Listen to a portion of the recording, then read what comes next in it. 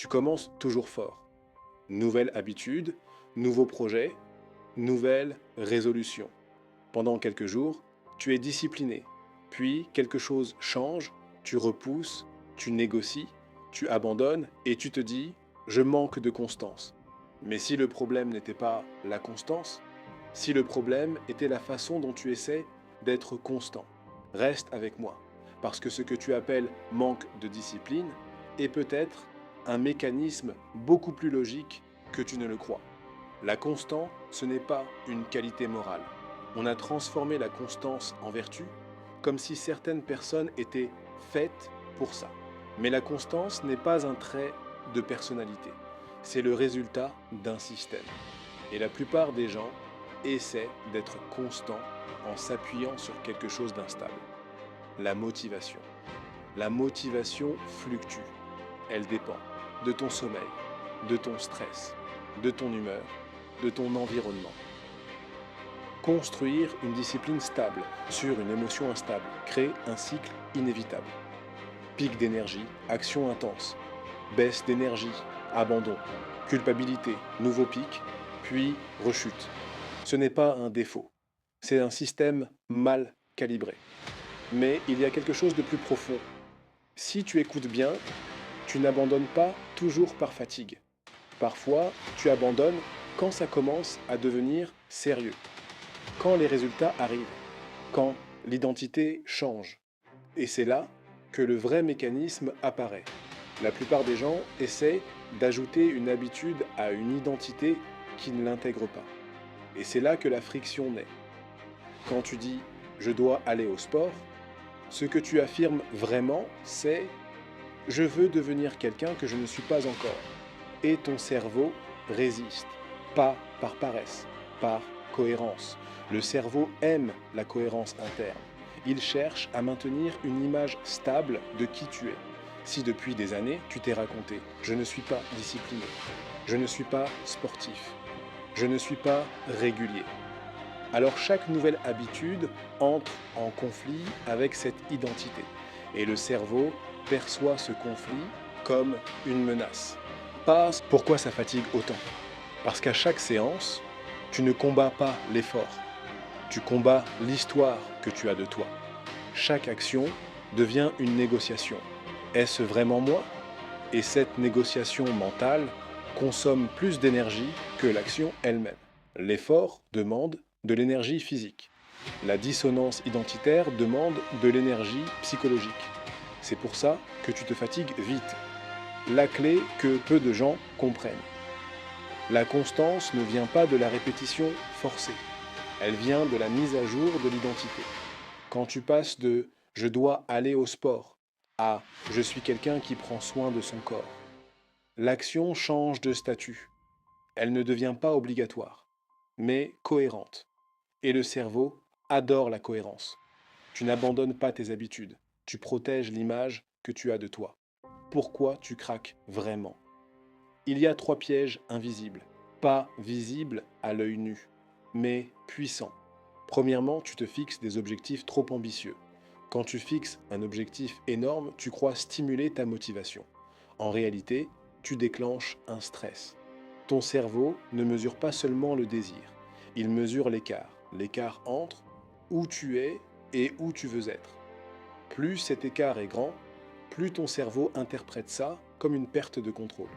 Et la perte de contrôle active la résistance. Pas parce que tu es faible, mais parce que ton système nerveux cherche la sécurité.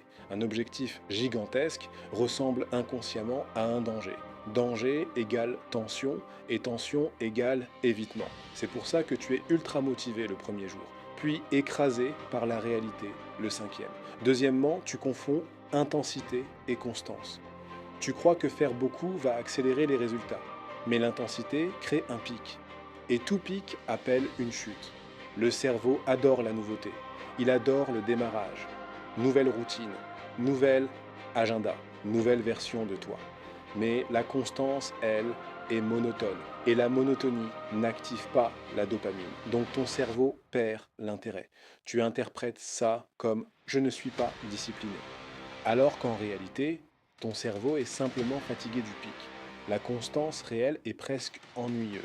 Et c'est justement pour ça qu'elle fonctionne. Troisièmement, tu fonctionnes à l'émotion.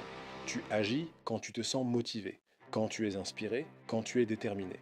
Mais la motivation est un état, et les états changent. Si ton action dépend de ton émotion, ta constance dépendra d'un climat intérieur instable. La vraie constance commence le jour où tu comprends ceci. Tu n'as pas besoin d'avoir envie, tu as besoin d'avoir décidé.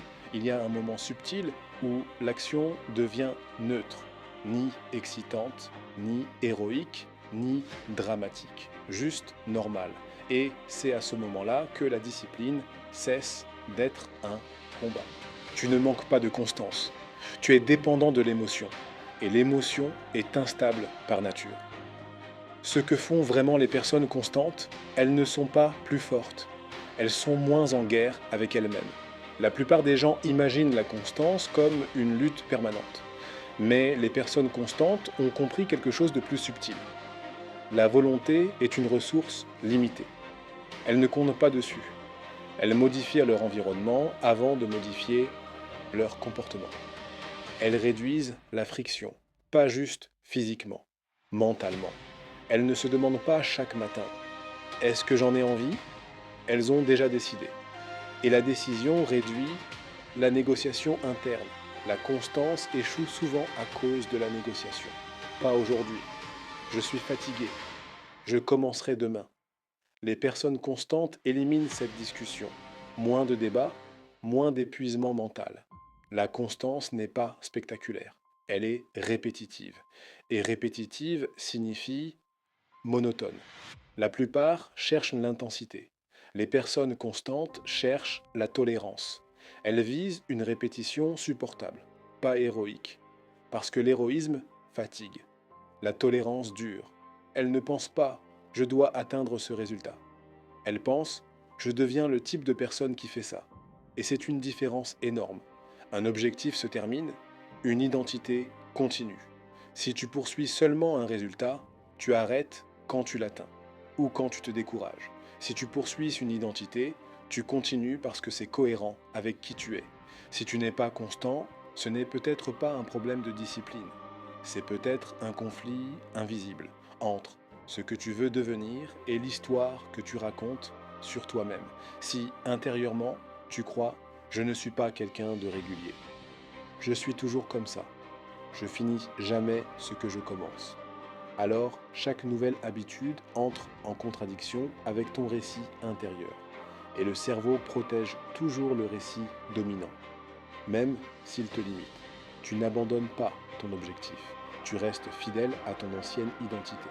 Et tant que cette identité n'évolue pas, chaque effort restera fragile. Comment commencer à changer ? La plupart des gens se posent la mauvaise question. Ils demandent comment être plus motivé ? Mais la motivation est un état. Et un état ne se contrôle pas. La vraie question est différente. Elle est presque stratégique. Comment rendre cette action tellement petite qu'elle ne déclenche aucune résistance ? Parce que la résistance n'apparaît pas face à l'action. Elle apparaît face à la perception de l'effort. Ton cerveau ne déteste pas agir. Il déteste anticiper une dépense d'énergie trop élevée. Réduire l'action, c'est réduire la menace. Quand tu dis « je vais m'entraîner 1 heure », ton cerveau calcule temps, effort, inconfort et il hésite. Quand tu dis « je fais 5 minutes », il ne déclenche presque rien. Pas de menace, pas de surcharge, et c'est là que le mécanisme devient intéressant.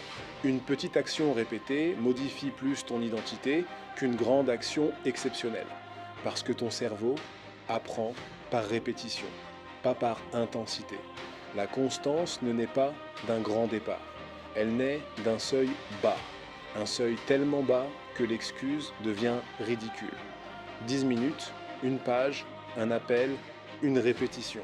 Pas pour impressionner, pour stabiliser. Pourquoi ça fonctionne vraiment ? Chaque petite action envoie un signal.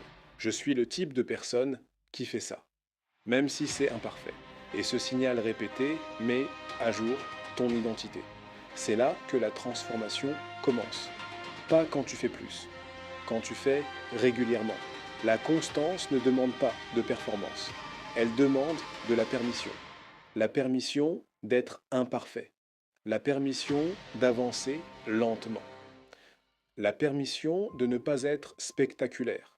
La répétition imparfaite transforme plus que l'intensité occasionnelle, parce que l'intensité impressionne. Mais la répétition construit. La discipline impressionne. La constance transforme. Mais la constance ne se construit pas avec de la pression. Elle se construit avec des hêtes et systèmes simples et des identités assumées. Tu n'as pas besoin d'être exceptionnel. Tu as besoin d'être régulier, même imparfaitement, surtout imparfaitement. Si tu t'es déjà jugé pour ton manque de constance, écris-le. On croit souvent que c'est un défaut personnel, alors que c'est souvent un système mal conçu. Abonne-toi si tu veux continuer à comprendre ces mécanismes invisibles, parce que comprendre rend le changement plus stable.